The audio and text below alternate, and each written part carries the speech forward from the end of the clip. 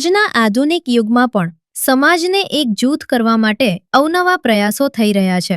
ત્યારે મહુવા તાલુકાના વસરાઈ ગામે દિશા ફાઉન્ડેશન દ્વારા ધોળિયા સમાજના યુવક યુવતીઓ માટે એક અનોખા જીવનસાથી પસંદગી મેળાનું આયોજન કરવામાં આવ્યું હતું. ખાસ વાત એ રહી કે અહીં પરંપરા અને ટેકનોલોજીનો સુંદર સમન્વય જોવા મળ્યો. મહુવા તાલુકાના વસરાઈ ગામમાં દિશા ફાઉન્ડેશનના નેજા હેઠળ ધોળિયા સમાજ માટે વિશેષ જીવનસાથી પસંદગી મેળો યોજાયો હતો. સમાજને એક મંચ પર લાવવા અને યુવક યુવતીઓને યોગ્ય જીવનસાથી પસંદ કરવાની તક મળે તે હેતુથી આ આયોજન કરવામાં આવ્યું હતું. કાર્યક્રમની વિશેષતા એ રહી કે પરંપરાગત રીત રિવાજોની સાથે આધુનિક ટેકનોલોજીનો પણ સુંદર ઉપયોગ કરવામાં આવ્યો હતો. સમાજ દ્વારા આ મેળાને વધુ સરળ અને સુલભ બનાવવા માટે સમર્પિત વેબસાઇટ પણ લોન્ચ કરવામાં આવી હતી.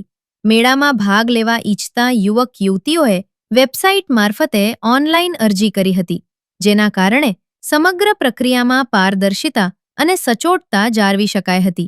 આ જીવનસાથી પસંદગી મેળા માટે કુલ 326 જેટલી ઓનલાઈન અરજીઓ મળી હતી. મેળામાં સમાજના યુવાનો અને પરિવારો ઉત્સાહપૂર્વક જોડાયા હતા. યુવક યુવતીઓને એકબીજા સાથે વાતચીત કરવાની, પરિચય વધારવાની અને સમજવાની તક મળી હતી. આ પ્રસંગે અનેક યુગલોએ પોતાના મનપસંદ જીવનસાથીની પસંદગી તરફ આગળ વધીને સુખી દાંપત્ય જીવનના સપનાને સાકાર કરવાની દિશામાં મહત્વપૂર્ણ પગલું ભર્યું હતું. મારું નામ ખુશી પટેલ છે. હું આજે દિશા ફાઉન્ડેશનના ધોળિયા સમાજમાં આવી છું. આજે જીવનસાથી પસંદગી મેળો છે, તો મને એ લાભ મળ્યો છે આમાં કે હું મારા પસંદગીના સાથી સાથે હું લગ્ન કરી શકું, એની સાથે સારી જિંદગી વિતાવી શકું. તેના માટે હું દિશા ફાઉન્ડેશનના ધોળિયા સમાજમાં હું પસંદગી મેળામાં આવી છું. ઇન્દ્રકુમાર ભીખાભાઈ પટેલ, કોટડિયા.com. અમે આ પરિચય મેળો રાખીએ છીએ.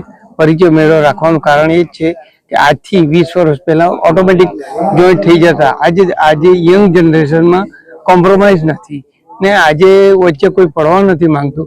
એટલે અમે આમાં હું છું, ઠાકોરભાઈ છે, ઘણા બધા દિશા ફાઉન્ડેશનના કમિટી મેમ્બર છે, એ બધા થઈને અમે આ પ્રોગ્રામ રાખીએ છીએ.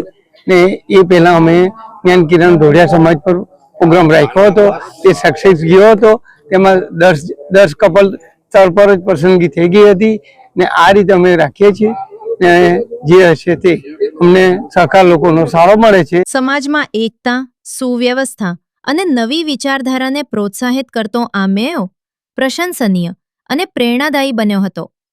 AB48 ન્યૂઝ ગુજરાત સાથે પ્રશાંત પટેલ, બારડોલી.